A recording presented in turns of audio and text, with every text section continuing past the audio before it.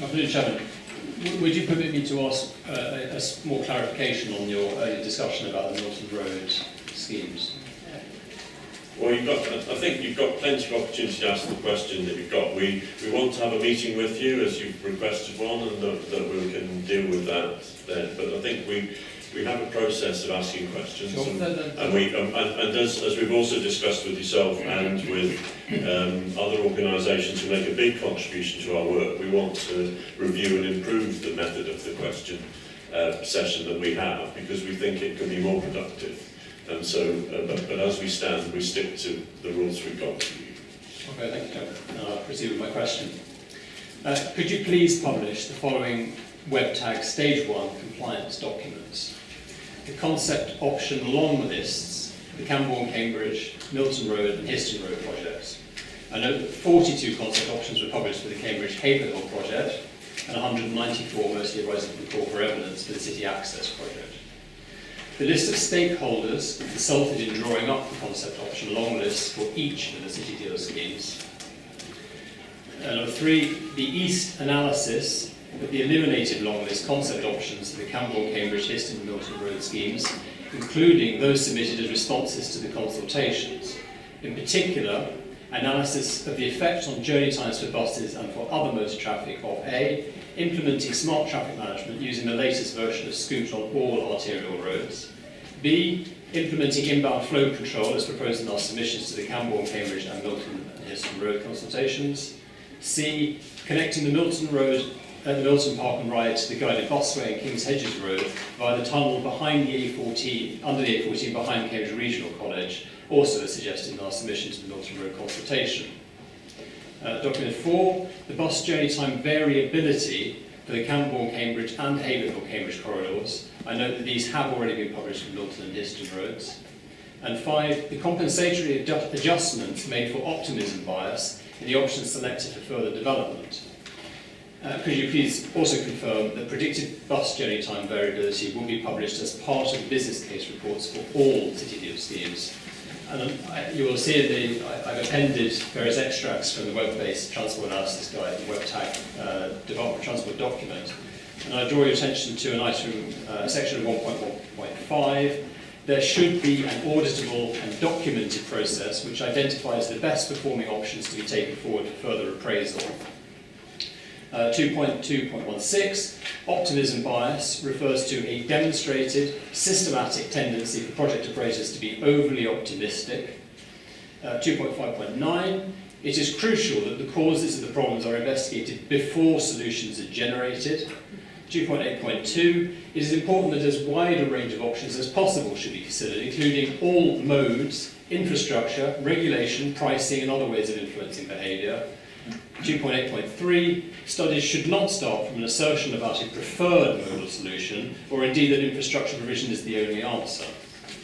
Thank you. Thank you.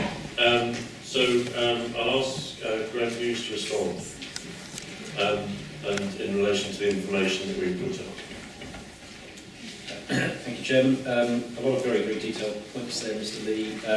In the time available, I haven't been able to identify precisely what we have to answer each of your bullet points, but what I can say, because we operate a completely transparent process here, is that whatever information we have, I will ask the team to look through the list, and whatever information we have will be made available.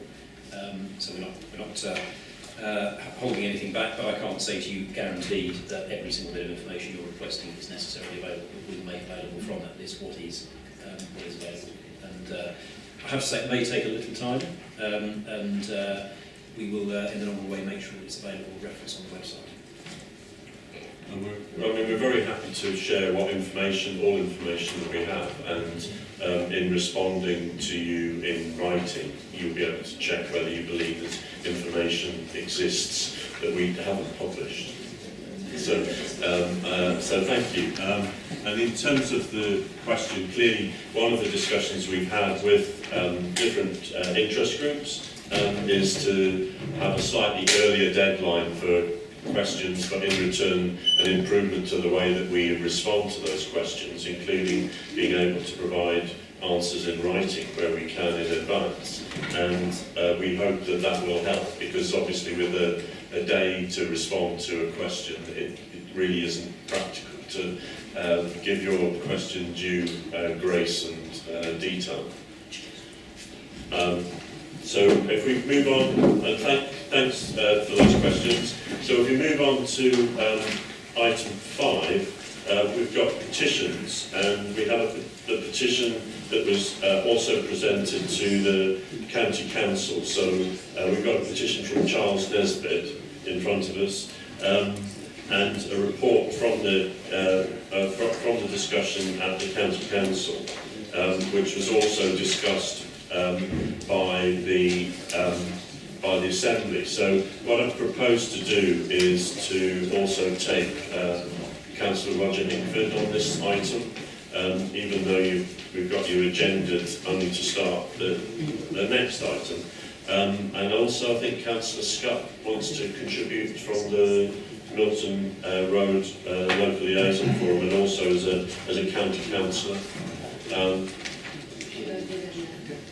So if we, in terms of the order, so basically if we look at the recommendation, we've got a consideration by the board of the issues raised by county councillors, and we've also got some proposed wording that came both from the resolutions from the Milton Road Local Liaison Forum, and also some wording which came out a week ago from the Assembly. So what I propose to do in terms of order is that if we start with Councillor Hickford in terms of the Assembly, and then ask Councillor Scott to contribute.